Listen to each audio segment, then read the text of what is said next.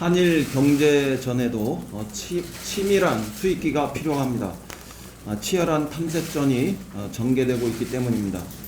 아베 정부가 반도체 3개 수출 규제 품목 중 하나인 포토레지스트에 대해서 34일 만에 수출을 허가하였고, 또 이와 관련해서 상반된 견해가 제시되고 있습니다. 계속 강경 일변도로 나가던 아베 정부가 화이트리스트 배제 이후에도 수출 규제 품목을 추가하지 않은 데 이어서 규제 대상 품목에 수출을 허가했다는 점에서 확전을 자제하려 한다는 시각도 존재하지만, 치밀한 사전 각본에 따라서 명분 쌓기용 노림수라는 이런 시각도 존재하고 있습니다. 하지만 아베 정부의 칼은 여전히 한국 기업을 겨누고 있습니다. 아베 정부가 우리를 신뢰할 수 없는 국가로 규정해 수출 규제 B등급으로 강등했고, 언제든지 수출 규제 대상 품목을 추가할 수 있기 때문입니다. 정부는 우리 기업의 추가 피해가 없도록 철저하게 지원하는 것과 함께 아베 정부의 칼이 다시 칼집 속으로 완전히 들어갈 때까지 한시도 긴장을 늦추지 않고 냉철하게 대응해 나가야 합니다. 우리 정부는 외교적 해결 노력과 상호주의적 대응을 병행하고 있습니다.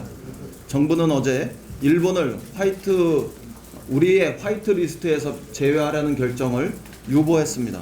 일본의 과도한 수출 제한 조치에 상응하는 대응책을 마련했지만, 아베 정부의 태도 변화를 유도하기 위해서 취한 냉철하고 적절한 대응이었다고 평가합니다. 아베 정부의 경제 침략은 양국 모두에게 깊은 상처만을 남기게 될 뿐입니다. 지금 아베 정부의 이율 배반적인 경제 침략으로 인해서 피해를 입는 것은 한일 경제와 양국 국민 모두입니다. SNS상에서 서로의 문화를 존중하며 좋아요를 누르고 또 해시태그를 다는 한일 양국의 선량한 시민들의 평화를 향한 염원을 아베 정부는 절대로 외면하지 않기를 바랍니다. 아베 정부가 양국의 미래를 조금이라도 생각한다면 즉시 한일 외교 통상 라인 간 대화와 협상에 응해야 합니다. 지금이라도 수출 규제 조치를 철회하고 모든 관계를 원상 회복할 것을 아베 정부에 촉구합니다.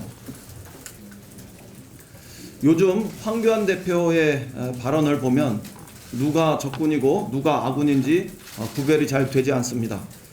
황교안 대표는 어제 최고위원회에서 우리 외교 역사상 이렇게 사강 외교가 모두 무너져 버린 사례는 단 한 차례도 없었는데도 이 정권은 대한민국을 더욱 고립시키는 셀프 왕따의 길을 고집하고 있다고 말했습니다. 또 한미일 공조 복원을 위해 무능한 외교 안보 라인을 전면 교체해야 한다고도 말했습니다. 이런 행태는 현 상황을 외교 부재의 탓으로 돌리고 또 우리 정부의 무능 탓으로 몰아세우는 황교안 대표의 매우 정략적인 대응이라고밖에 볼 수 없습니다. 꼬여있는 한일 관계 책임을 우리 정부 탓으로만 돌리는 자유한국당과 황교안 대표의 정략적 대응 방식은 즉각 중단되어야 합니다. 대일 관계의 불확실성은 여전하며 침착하고 냉철하게 우리 모두가 대응해야 할 때이기 때문입니다.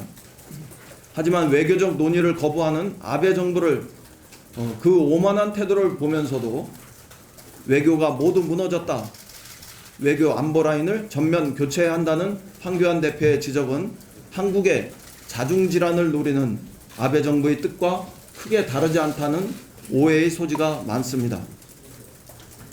추경 지연, 백태클, 팀킬, 국회 빌런, 엑스맨, 자살골, 거기다 최근에 색깔 산성을 쌓는 데에서 이러한 자유한국당을 바라보는 우리 국민들의 시선이 곱지만은 않다는 점을 경고합니다. 황교안 대표는 이런 점을 유념하시고 앞으로 자칫 일본 정부의 오판을 불러일으킬 만한 그런 발언과 행동을 자제해 주실 것을 정중하게 요청합니다. 이상입니다.